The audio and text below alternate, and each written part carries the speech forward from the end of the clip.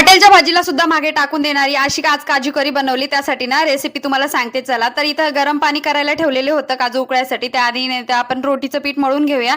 दूध, दही, तेल टाकलं आणि चवीपुरतं मीठ टाकलं आणि मैद्याला ह्या पद्धतीने एकदम मऊसूद आपल्याला मळून घ्यायचं आहे आणि तेल लावून आपल्याला असं 15-20 मिनिटं त्याला रेस्टवर ठेवायचं आहे. असं झाकून ठेवायचं. त्यानंतर पाण्याला उकळी आली की त्याच्यामध्ये कांदे आणि आपल्या प्रमाणानुसार काजू सुद्धा टाकायचं. आता ह्याचं एक बारीक पेस्ट करून घ्यायचं.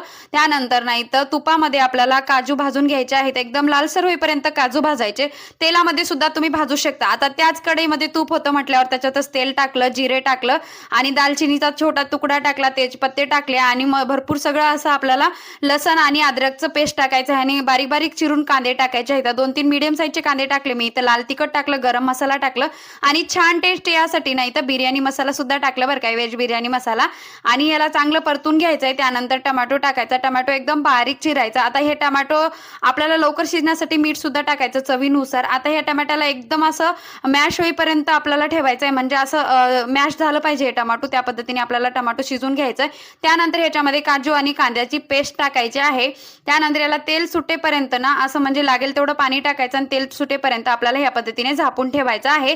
त्यानंतर हे थोडंसं तेल सोडायला लागलं त्याच्यामध्ये काजू टाकायचे. आपण जे काय मगाशी भाजून घेतलेले काजू होते ना ते आपल्याला ह्याच्यामध्ये टाकून घ्यायचे. एवढी भारी झाली होती ना ही काजू करी, काय सांगू. त्यानंतर फ्रेश मलाई टाकायची. तर माझी घरची साय होती, मस्त टाकली आणि तुपाची फोडणी द्यायची. तुपामध्ये कस्तुरी मेथी टाकायची आणि कस्तुरी मेथी टाकलेले व्हिडिओ माझ्याकडून स्किप झालं बरं काय. आणि तुपाची फोडणी दिली ना, तुपाच्या फोडणीमध्ये काय टाकायचं विसरले सांगायचं.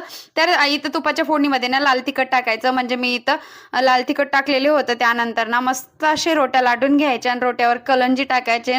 जसं आपल्याला हॉटेलमध्ये देतात ना कोथिंबीर वगैरे गार्निश करून तसं टाकायचं आणि एकदम खरपूस भाजून घ्यायचं आणि वरून बटर टाकायचं. तर आपलं बटर नान एकदम भारी तयार झालं बघा. झाली की नाही हॉटेल सारखी थाळी. व्हिडिओ आवडला चॅनलला सबस्क्राईब करा, लाईक करा. बाय.